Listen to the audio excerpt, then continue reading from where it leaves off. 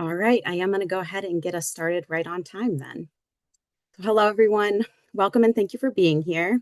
Whether you're joining us live or watching the recording later, we really appreciate you joining us to talk about Stronger Together, strengthening diligent recruitment to keep siblings together. If you are here with us live, if you could please take a moment to introduce yourself in the chat. We'd love to hear who you are, where you're joining us from, and what your role is. My name is Katie Amelsey. I'm a National Child Welfare Advisor with Raise the Future, representing the National Center for Diligent Recruitment. And you may have seen on the advertising that we were also going to be joined by Emma Fisher today, but she was unable to join us today. So we are going to have a couple of changes here, but glad to have you all here with us today.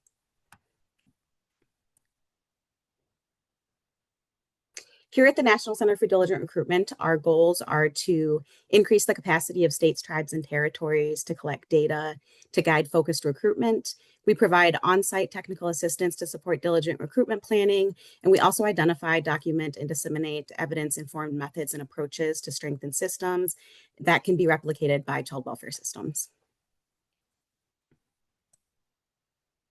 A couple of details about today. So the webinar will be recorded and shared with you. Afterwards, you'll receive an email that will include a copy of the recording, a copy of the presentation slides, as well as a post-webinar survey. I want to thank you in advance for completing that survey. It's really helpful for us to have your feedback so that we can apply it to future references and resources that we put out there to support you in this work. There will also be a certificate of attendance that will be included in that post-webinar email as well. If you have questions that come up throughout the presentation, please feel free to put them in the chat. If they're not able to be answered within the chat throughout the presentation, we'll bring them back up at the end during a Q&A section.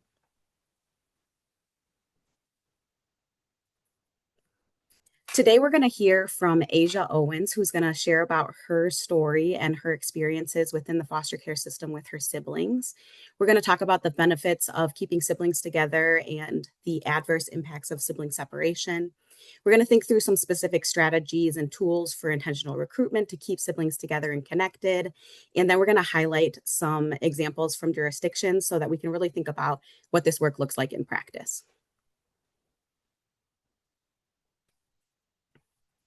So with that, I am going to pass it over to Asia. Asia, thank you again for joining us today and being open to sharing your experiences with us. It's really important that we, within the child welfare realm, center all of the work that we do around lived experience and living experience. So thank you for being here and being open to share your story.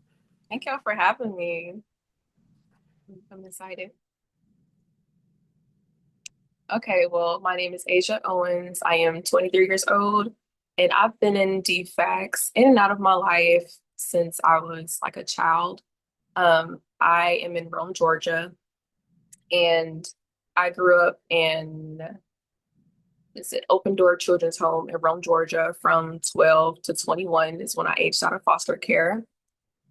Me and my siblings all were taken from my mom, and it was honestly really surreal going through that process with your siblings, being taken from your family and put into different group homes and foster homes and then being separated from each other. It's really a surreal thing. I don't think of foster care as something negative in my past. I think it's something that's positive. It has made a lot of positive impacts. Like, of course, I've went through things while being in foster care, but in the end, I think of it as like a strength for me. So when my little brothers got adopted, they were around, I think like 5 or 6, and their foster parents had, took them and adopted them. And it was honestly, it was heartbreaking for us because we never thought we'd be separated like that. We thought in the end we'd be going back with our mother, but unfortunately she did lose her rights to us, and that was, very heartbreaking for us. So when they did get adopted, their foster parents said that, they didn't want to see us, that they didn't want to talk to us anymore, like my siblings and I, my younger siblings and I. And that was it made us sad because we knew that that wasn't the truth, honestly. Um, yeah, we haven't seen them since they've been adopted, and we'd like to, honestly. And we think that one thing that the foster care system could really work on when it comes to, reunification with siblings is having better communication with them. I haven't spoken to them. I haven't read any letters for them. I haven't seen any pictures from them. And I think that honestly, that's not really good for our family as a unit. I do pray that they are, having a good time and having a successful life. But the fact that, I don't get to see them on a day-to-day basis really created like a separation between our families and stuff like that. So I do think some things that the system can really improve on would be the communication between siblings. Because, when we are separated as siblings, our relationships they can't really grow. So if you're already in a dysfunctional family and you're getting taken by defects, and then you're in defects and you're being separated and you don't have that much contact, the already dysfunctional relationship that you have becomes even more dysfunctional, and it's really hard to build on top of that. So I think whether it's the judge or case workers or anything like that, they could really work on communication, whether it's supervised visits, unsupervised visits, pictures at first, and then, later, you know, calling on the phone, supervised or unsupervised. But yeah, I think those are some of the things that could be improved with the foster care system. Thank you, Asia, so much for being here today and for sharing your story and your insight into how we can do better on our end of things with as child welfare professionals. That's exactly what we're here to talk about today, and some different ways that we can do better to preserve those sibling relationships that matter so much. So thank you so much. Asia will stick around. So if you have questions for her, there's a Q&A at the end, or Asia, if you want to answer questions in the chat as we go along, that is great too. Yeah, thank you. Thank you.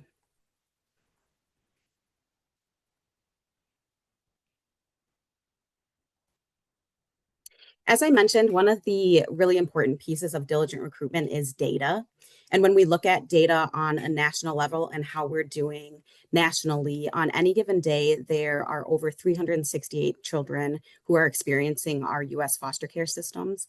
And of those 368,000, about 65 to 85% have at least one sibling who is also in care.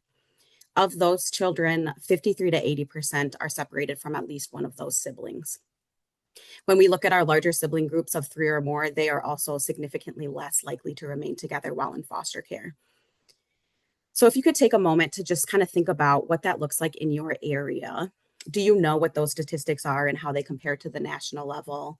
If you do, keep that number in mind, or maybe even write it down on a Post-it. If you don't know these numbers, also take a note to try to figure out, is this data being collected currently? And if so, where can I access it? This is a really important place for us to start when we are looking at our data specifically for siblings, and can be a really good way to make sure that our diligent recruitment efforts are rooted in data.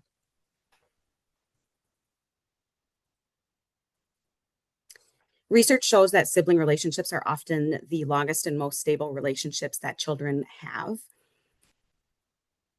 And when we look at some of these different impacts, we see that children that remain together with their siblings have better emotional and behavioral outcomes. When it comes to mental health, children who are placed with their siblings are less likely to experience depression, anxiety, or self-blame. They have more emotional security within new homes when they have to have transitions and have better adjustments into new homes. Children that are placed together show closer relationships with their caregivers and increased stability. They're often able to adjust more easily to kinship, foster, adoptive families because they have each other to rely on and have that emotional support during those transitions. Sibling connections are linked to fewer internalized emotions as well, and better school performance and stronger emotional regulation. Also, decreased behavioral challenges and increased relationships with their peers as well. It's important to remember that sibling relationships matter, even if siblings don't have a prior relationship, even if they don't have a perceived bond, and even if there is some sibling conflict. Personally, as an adoptee, I have lived my whole life without knowing my biological siblings until recently. And so I've been able to see that the immediate bond and connection that we've been able to have just from initial contact and initial meetings is so important and so affirming and has been so healing for me personally. The resemblance between me and my siblings, the similarities in me and one of my siblings, we laugh the same, we have the same mannerisms. And so, despite living our lives apart, that bond is still there. And so I'm really sad that I've missed so much of my life with them, but I'm really happy to have them in my life now. And so I think that that's something to remember too, is that even if siblings haven't had a ton of contact previously or haven't had what we might perceive as a strong bond in the past, those sibling relationships still matter. So even though we have policies in place and even the best intentions, there are still practical barriers that still exist and might come up. And so, some things that we might face as child welfare professionals are barriers when it comes to physical space and licensing regulations.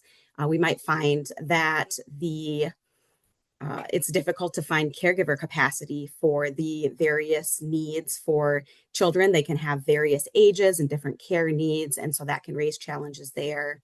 There can be an increase in need for coordination and transportation for services, school, and extracurricular activities, especially for bigger sibling groups. Think about having to fit them in a car. Maybe the caregiver might not have a car that's big enough to transport everyone at the same time. So those are some of the barriers that might come up when we're thinking of logistics around that. There's challenges that can come with identifying respite or supports for respite, especially for larger sibling groups. And then siblings also sometimes enter care at different times. And so that can present additional challenges as well.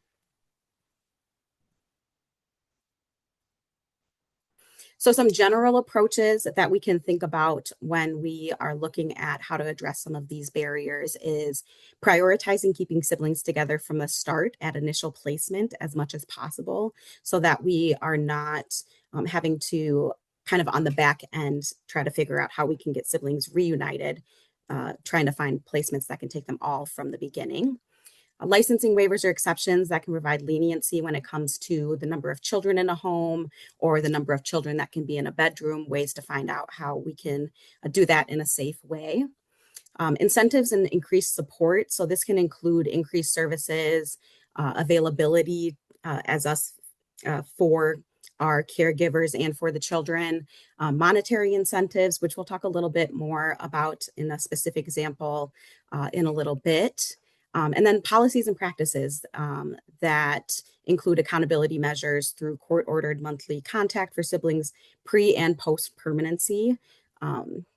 There's federal regulations and then also local regulations that do a lot to work towards preserving these sibling relationships and the importance of them. And there's also been some new recent regulations on a federal level that are also prioritizing keeping siblings together as well. So the work is being done on a policy level and practice level. And so we're going to talk about some different specific examples for how we can continue to improve the work that we do in this realm.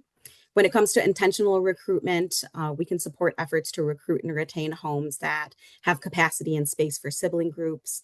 We can use child-specific and child-focused recruitment approaches to prioritize identifying resources that can keep siblings together.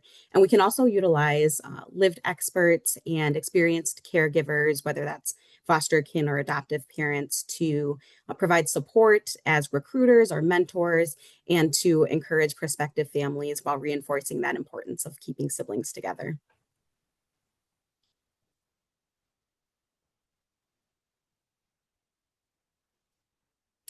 Next, I would love to hear some thoughts from you in the audience about some unconventional approaches that your agency currently uses to keep siblings together. I know that there is a lot of expertise in this space, and so we'd love to hear what you're currently doing within your spaces now. So if you could scan the QR code here, it will bring you to a link that will give you a chance to respond to this question. And then the responses will start to pop up here. The link will also be placed in the chat if that is an easier way for you to access as well.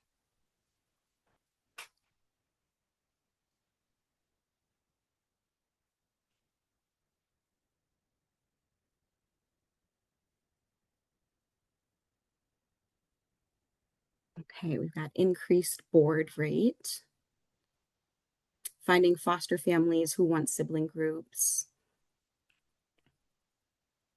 recruiting outside of our typical channels. So getting creative around some of those recruitment strategies. Video calls for those who are long distance, waivers, allow siblings to share rooms regardless of age or sex as long as it's deemed safe. Yep, that's a great point. I think that a lot of times we see regulations that have age restrictions or gender restrictions for who can be in the same bedroom. So finding some safe ways to make that work. Locating relatives, waiver requests for room arrangements, looking at bio parents of half and step siblings. Yep, I have personally seen success with that too, in having siblings be placed with half siblings as well. Thank you all for your thoughts on this. It's clear that there's some great work that is already happening within our jurisdictions across the U.S. And so we're just going to talk about some specific ways that we can continue to improve in this work. So I did see that somebody mentioned on there looking for relatives, and research has shown that children who are placed with kin are 2.9 times more likely to remain with their siblings while they're in foster care. So these specific numbers come from a 2003 study that was done by the National Survey of Child and Adolescent Wellbeing, but there continues to be studies that validate and affirm that kinship care is the most effective placement type for keeping siblings together. Another important piece to consider when we're thinking about kin and siblings is the role of adult siblings.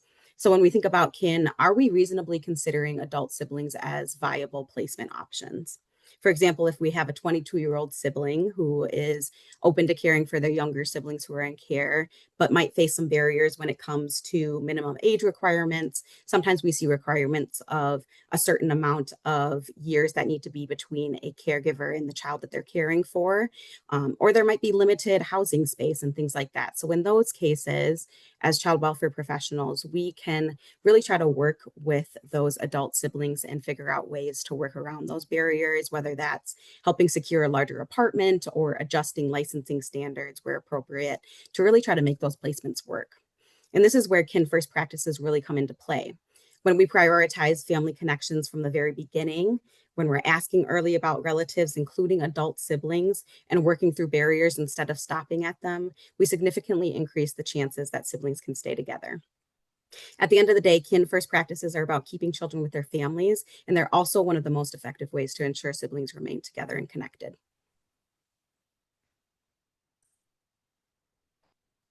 When it comes to the direct work, our frontline professionals determine how this work looks in everyday practice. And so that's why it's so important that training doesn't just focus on the policy and what it says, but why it matters. For example, frontline professionals should understand the research that we've talked about today that shows that when siblings are placed together, they tend to experience fewer placement disruptions and better emotional outcomes. For a caseworker, for example, to understand that connection, they're much more likely to take that extra step, like advocating for a kinship or foster home that can take all of the siblings, even if it means maybe a longer search or working with a caregiver to add an extra bed so that siblings don't have to be separated. Another important component of training is setting the expectation that efforts to reunify siblings who have been separated are ongoing and aren't just a one-time decision that's made from the beginning. For instance, if siblings are initially placed apart due to space or maybe safety concerns, we should be regularly reassessing those barriers. So that could look like checking in monthly with both placements, exploring whether circumstances have changed, or maybe coordinating with licensing staff to see if we can identify new kinship or foster homes that could bring siblings back together over time. It's also really important to train frontline professionals on the importance of involving youth in their case planning in meaningful ways that promote youth voice and choice. So this can look like asking youth how often they feel it's important to talk to their siblings and see their siblings, and what that might look like for them, and could also involve them in placement discussions and those conversations, bringing them to the table for that.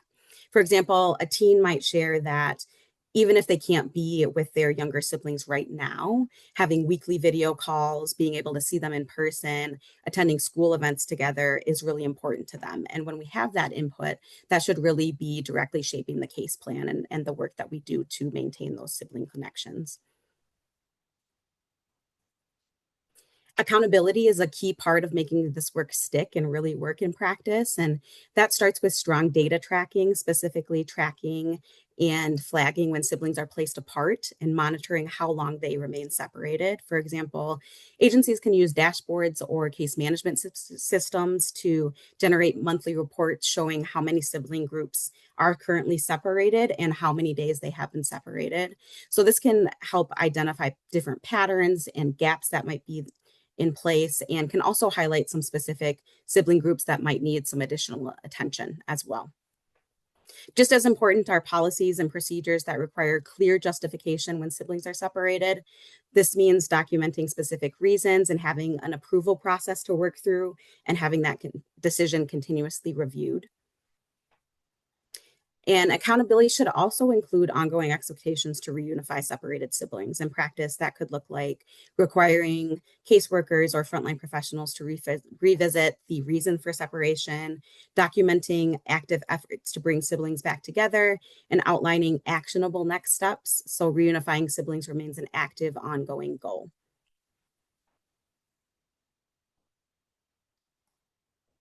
When it comes to preparing families, it's important that not only are we helping to ensure that houses are physically set up for a sibling group so that there's enough space and bedrooms and things like that, but we're also ensuring that the families, and that includes caregivers, other children or adults that are in the home, are all emotionally prepared as well. So this includes trauma-informed education for all household members, all family members that are going to have close contact with kiddos, and helping everyone be as prepared as possible. Setting up planned respite from the beginning can help recognize that everyone needs a break and normalize needing a break. When we have these type of things in place initially, it can help to reduce feelings of guilt or and can help prevent the need for respite just in crisis situations, which can often feel like it's more rushed and less planned out, and can often feel like a punishment for children and youth when the respite is only utilized during crisis moments. So when we can plan that ahead and normalize it and just recognize that this is a break for everyone, and make it so that it doesn't feel like it's a punishment, it can be a lot more effective that way. Putting in place services or identifying family supports for transportation, school, or extracurricular activities can help support caregivers as well. Earlier, we talked about, transportation can be difficult when we have larger sibling groups, especially like fitting everyone in a car and getting to one place. So any support to help around that is beneficial for caregivers and families. And they may also need support initiating and maintaining consistent mental health and support services, while recognizing the time and energy that also goes into maintaining these services. So that might mean considering whether in-home or in-office services would work best for this child and family specifically, and adjusting and recognizing that the unique needs of each family and each child are going to differ when it comes to that.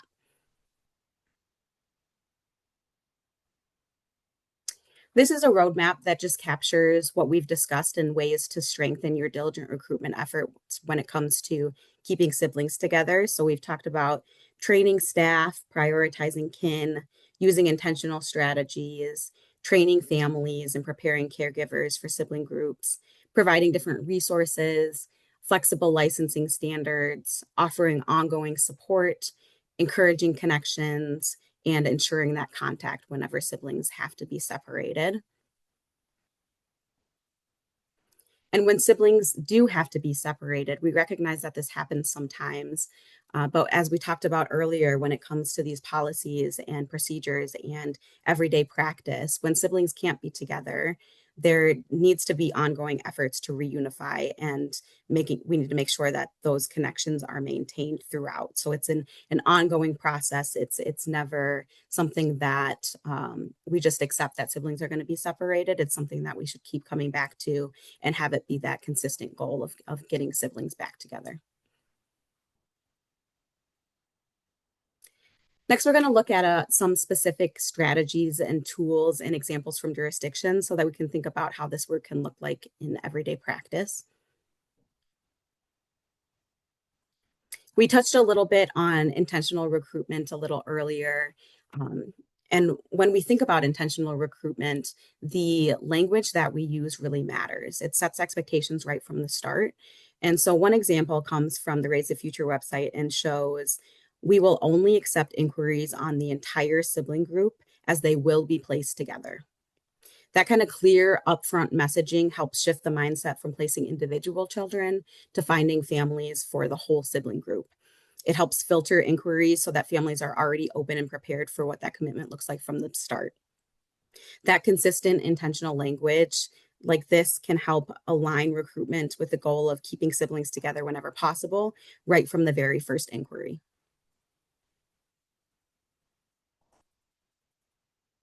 Next, we're going to take a look at a Wednesday's Child that was done for a sibling group of 5 out of Utah.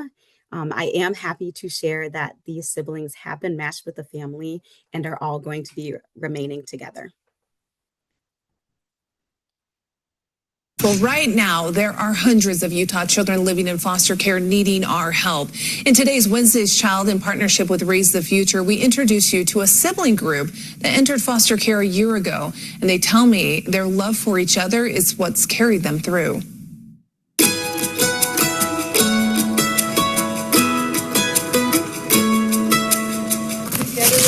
I like that. It's so sticky.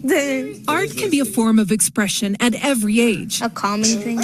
See, art is the primary language for little kids. It can be an outlet for an active mind. It's a very vulnerable process, as in you are trying to create something originally from your head and put it onto a piece of paper. Siblings Aiden, Gabby, Janessa, and Damien all love to create. I like drawing. And at the Art Institute in South Salt Lake, that creativity is celebrated. I want to be an animator for Pixar. 14-year-old Aiden is the oldest of the group and has a talent for drawing. Aiden is polite and has a good sense of humor. I'm the coolest one here. I'm just kidding. I'm just kidding. I'm joking. 13-year-old Gabby also loves to draw. She also finds joy in reading, shopping, and being at school. She really likes people, and she's willing to put herself out there. 8-year-old Janessa is considered the social one of the group. Loud and eccentric. Really? That's not a bad thing. She's sweet and playful and is always making new friends. She brings people up when people are going through really hard times. Halloween. The youngest of the siblings is 4-year-old Damien, who loves Spider-Man and Paw Patrol. You may also catch him singing.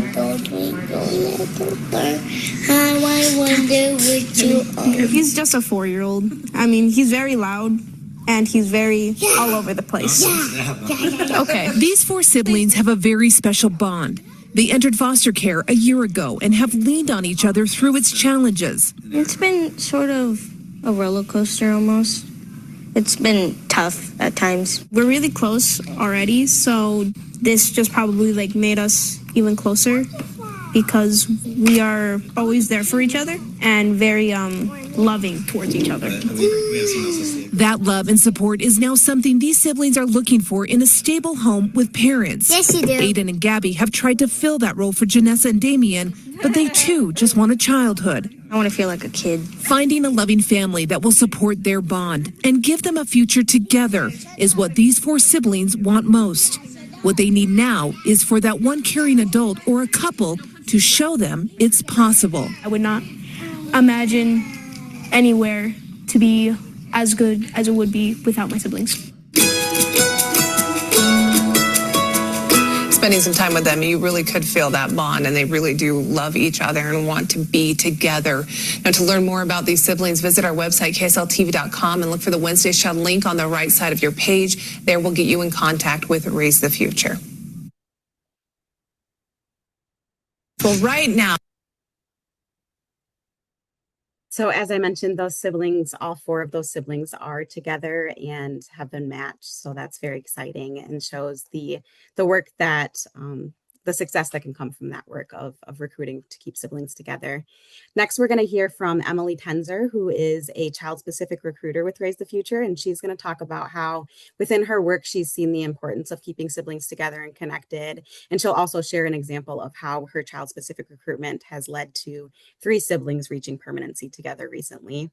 I've had the pleasure of being able to work with Emily for several years, and I've seen the passion and advocacy firsthand and know that she just never gives up, and her efforts have led to successful outcomes for many children and siblings. Hi, my name is Emily Tenzer, and I'm a child-specific recruiter. I feel really strongly with keeping siblings together in foster care. Throughout my time as a recruiter, I've only seen positive things happen for advocating for this, and it's not a policy preference. It's something that can shape a child's entire sense of identity, safety, and belonging. Siblings are the only humans on this planet who get to witness our lives from the beginning and walk alongside us through it. Not our partners, not our parents, not any of the labels we place on relationships. Siblings are the only ones who share that full timeline with us. They remember where you come from, even when you don't, and they hold pieces of your story that no one else can. And I want to name something here because I think it's where a lot of well-meaning people underestimate the bond. Not every single sibling group has lived together their whole lives. Some have been separated before they ever came into care. Some have conflict.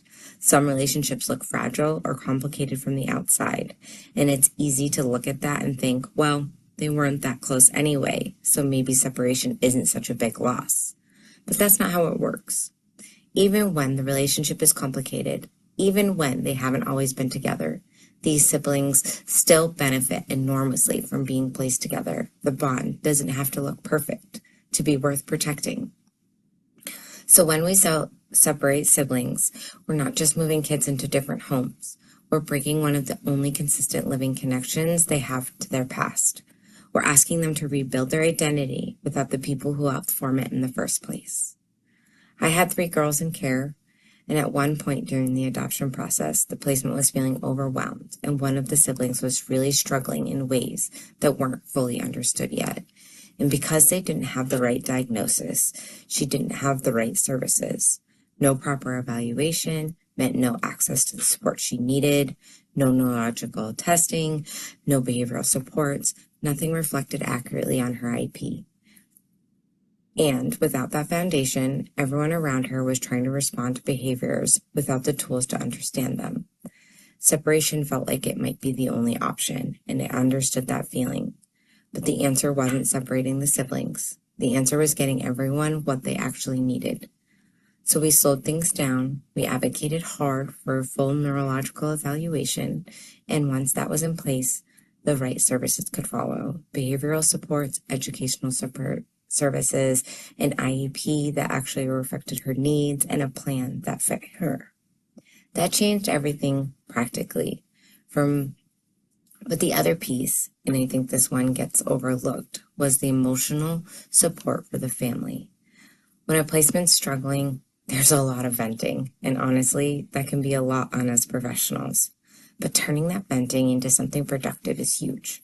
It means creating space for the adoptive mother to be heard, and then gently redirecting, talking through behaviors, exploring different parenting approaches, and consistently reminding her of the progress that had been made already. Because when you're in it every single day, it's really hard to see how far you've come. Supporting foster, adoptive, and kinship families through that emotional weight isn't just good casework. It's a core part of diligent recruitment.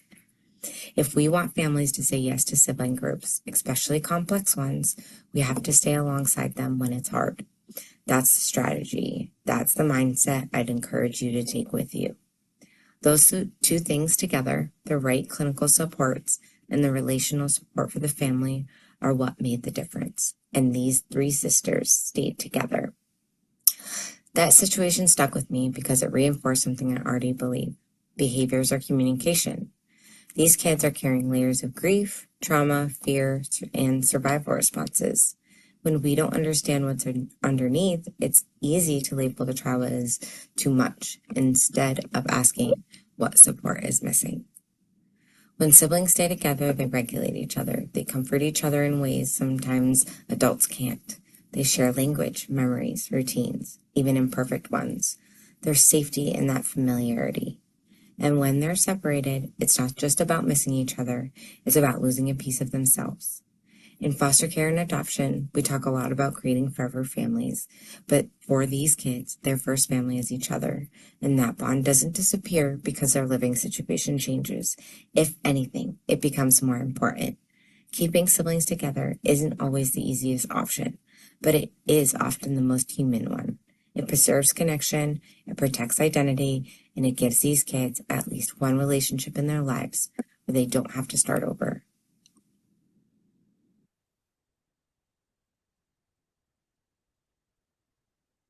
Emily brought up some really important pieces here. Sibling relationships matter. Sibling separation sometimes feels like the only option at some points, but it's often not the answer. It's often more about finding the right supports to meet the child and family specific needs and supporting our kinship, foster, and adoptive caregivers. Another example of how this work can look in practice comes from New Jersey and their Siblings in Best Settings program. Similar programs can also be seen in other jurisdictions as well, and I have seen them across the United States. This initiative specifically focuses on intentional recruitment for families who can care for larger sibling groups of 4 or more, and recognizes that these placements often require additional support and planning. So the program focuses on incentives that can make these placements more feasible. For example, resource families who are willing and able to care for 4 or more children receive an additional $100 on top of the standard foster care rate. There's also a $200 monthly retainer fee to help families stay available and prepared while waiting for a sibling group placement. And this can help prevent losing those families in the process of trying to find the best fit in that recruitment pipeline.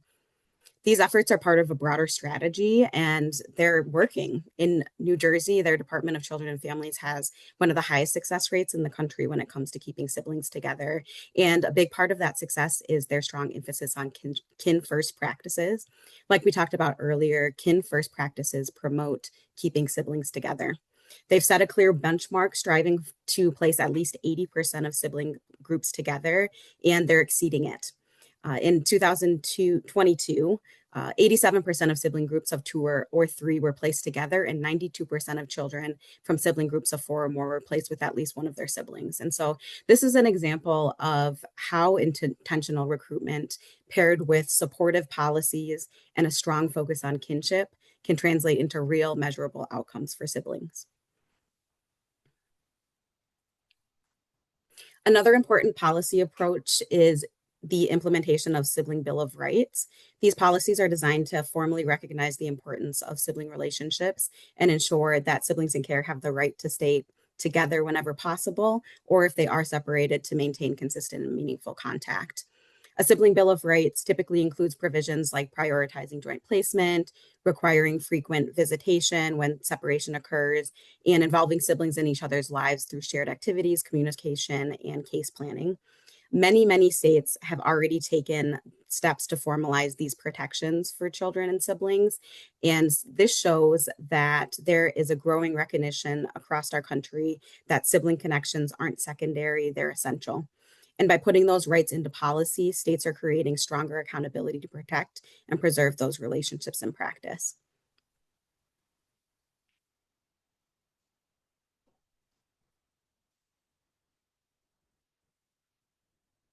So we've had some time to think about some different strategies and tools. We've heard from some of you about some of the incredible work that you are doing currently. I'd love to hear, what is one practical change that your agency can take to prioritize keeping siblings together and connected? So this could be something new that you've heard of today, or something that you've thought about on your own that you think would be helpful to implement.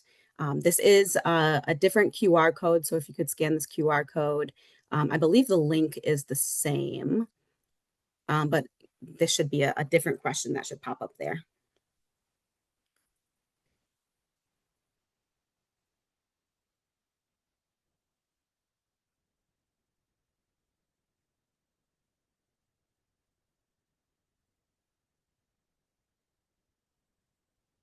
recruitment of sibling homes, intentional recruitment. As a recruitment department, we need to see out more intentional homes for siblings. Love the sibling group incentive. Slow down and explore supports and services needed. Searching and recruiting intentionally for kinship parents. Diligent recruitment for families who can care for a wide range of ages for sibling groups. That's great. Implementing the SIBS program that we talked about. Securing placements who want sibling groups. These are great. Thank you all for sharing. As we wrap up, we're going to have some time for questions, but some key takeaways that we hope that you keep front and center are that first, we prioritize keeping siblings together from the very first placement decision. And as we talked about, even before that, at the point of recruitment and initial inquiry, early choices set the trajectory for the remaining of our time that we work with children. Second, if siblings are separated, that shouldn't be the end of the story. Ongoing efforts to reunify them and ensuring they maintain regular, meaningful contact in the meantime should remain a consistent expectation. And finally, how can we be intentional in our diligent recruitment strategies? This means actively recruiting and supporting families who have the capacity and commitment to care for sibling groups. When these pieces can come together, we create a system that truly centers and protects sibling relationships.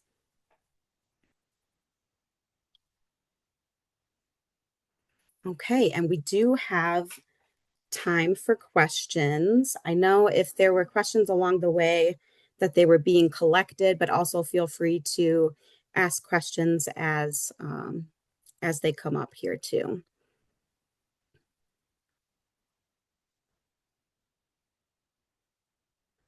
All right, we have a question.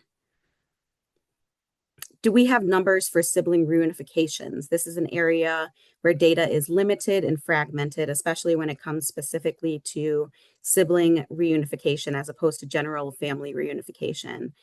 In the United States, we often don't track sibling groups longitudinally at a national level. I think that is a great point. I think that there are some jurisdictions that have systems in place to track this on more of a local level. And I think that it would be great if we could figure out some ways to track this on more of a national level as well. It also touched on data from AFCARs that focuses on individual children and not sibling units. And asked if the SIBS program that we mentioned was national program or agency based. And that specific one that I talked about was a specific agency based program that New Jersey has implemented. I have a question here for you, Asia, around if you have had any suggestions on creative ways to keep siblings connected. Yes, I had answered in the chat, but one thing a couple of things I would say would be having like a shared scrapbook or picture book of the memories and, you know, the goals that, each sibling has had, so you can look back on them and have, those nice, family, just like nice family times. Also virtual phone calls or movies. I feel like keeping that family intimacy and familiarity within siblings is good because, like I said, when you're separated, you kind of like lose the familiarity and you feel like you don't really know your siblings as much. So I say the more phone calls, the more activities, the better. So you can keep that familiarity and sense of knowing your siblings. And I also say to have like a matching keepsake, like a necklace or again, like a picture book of all of your family. So you can have, a feeling of keeping them close even when they're far away from each other. Thank you. Okay, we have a question. How should we advocate to keep siblings together when placement options are already bleeding dry? That one is pretty tough. That is a very a valid question. When you say the placement options, do you mean like foster homes and like group homes and stuff like that? Yeah, so I would anticipate that they are speaking to the fact that when it just comes to recruitment for kinship, foster, and adoptive families, we are doing a lot of work on our end within child welfare systems to increase those numbers. And sometimes just that is hard. And so this is an additional piece of that to be able to find families that not only can take a child, but also can take multiple children and siblings together. Yeah, that is a valid point. But like I said, just keeping the communication. One thing I'd say would be like letters, send letters to each other. I still have letters from when my siblings were younger. I look back in it and it's like, oh, those are my little babies and stuff like that. And yeah, I know it's hard, especially with older, like bigger families. Like I said, I'm the third oldest out of nine, so that was really hard keeping this all together. But if you have like group homes that are close to each other, I would say, keep them in the closest proximity as you can and the connection as, good as you can. We're not perfect. Everyone is trying their best in the system and it's not going to be, 100%, but as long as we're advocating for siblings and reunification and communication, I feel like it'll be okay. I agree. And I think it really comes back to that intentional recruitment that we talked about, that we're making sure that we are strategic in the recruitment that we are doing, and that we're using diligent recruitment to find ways to make sure that we're finding families that can meet the needs of our kids. And so whether that is figuring out some creative ways to provide different incentives like we talked about, or finding ways to really try to find different groups in the community that can help out with trying to find some homes that might be able to have bigger sibling groups, are some Yeah. different ideas for that as well. Mhm. Okay, we have how do we appropriately recruit for a sibling set when each child has high needs? So I think Emily spoke to this a little bit in her specific situation, where there were some barriers that came up when it came to some of the needs of the children. And when we have sibling groups, each child comes with their own needs, and they differ, and they evolve over time and things like that. So there's a lot to consider when we think about making sure that each of the child's needs are met. And I think that that goes back to wrapping around services and making sure that children and families have the support that they need. Even if it's a phone call, as Emily mentioned, sometimes they need a listening ear and someone to brainstorm with them to try to figure out, how do I handle this situation in this situation? Or it might be more intensive services, so that caregivers know that they are not facing this alone. And I know that we also face some challenges sometimes with having available services for our children and youth in care. And so that's another challenge that we are working to address within the child welfare system as well. But all of those things are things to consider. Asia, do you have any other thoughts on that one? Mm. No, ma'am, I think you really said that beautifully and covered everything. Okay, let's see. Is there consideration for open adoptions only when sibling groups are involved to ensure future contact? So generally, there are sibling visitation orders that are put into place by the court before adoptions or guardianships or other forms of permanency, to work to ensure that that contact continues post permanency. Um, but I think that's a piece too, where us as child welfare professionals can work to do better in making sure that those sibling visitation orders continue, and that we do the work beforehand with the families to talk about how that can work and the supports that they can get post permanency around that contact.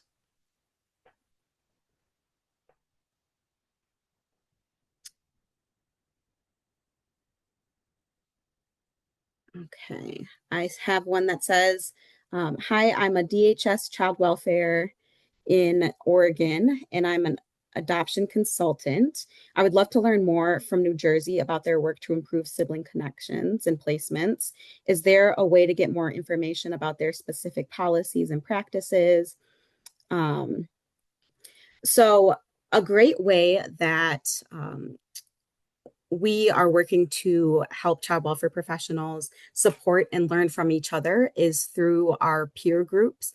So we actually are going to be having a peer group the end of next month that is going to be talking about sibling groups so that we can continue this conversation. And that's a great opportunity for you all to come together to talk about what are you currently doing within your jurisdictions and how can you learn from other jurisdictions like New Jersey about these specific practices and policies.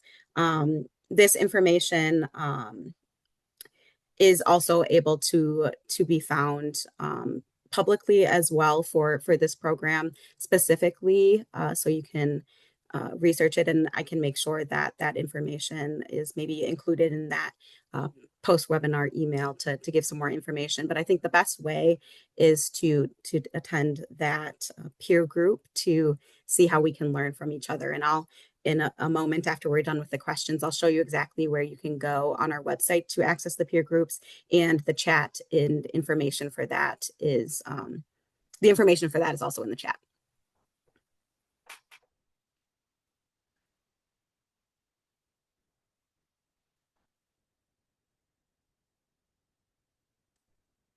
Okay, looks like that might be the questions that we have.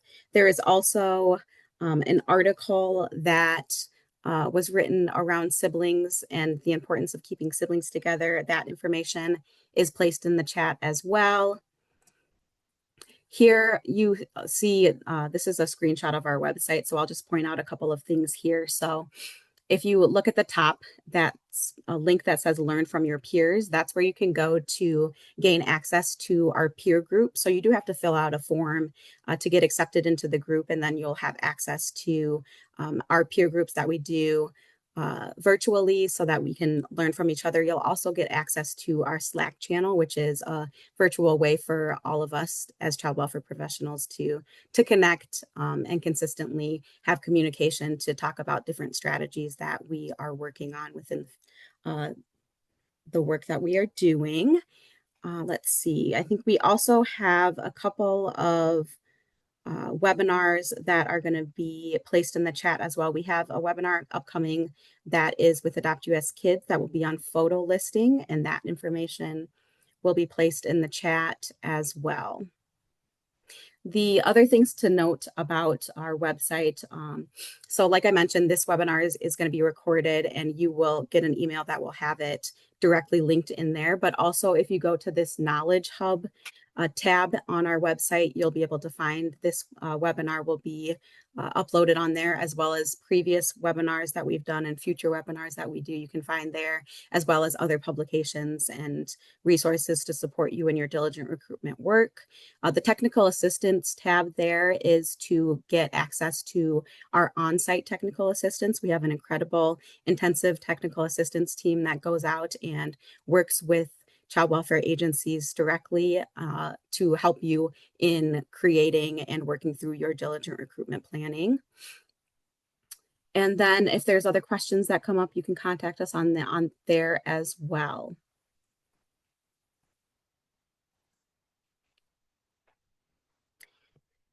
So as we wrap up, I just want to thank Asia so much for being here with us today. Again, your voice, your story, your experiences are what we need to use to shape the work that we are doing. It's invaluable, and I just appreciate you jumping on here so much and sharing your experiences. Thank you for having me. Of course, like I feel like, you know, the experiences that the foster youth has should be shared so that, you know, future foster kids can have a better future.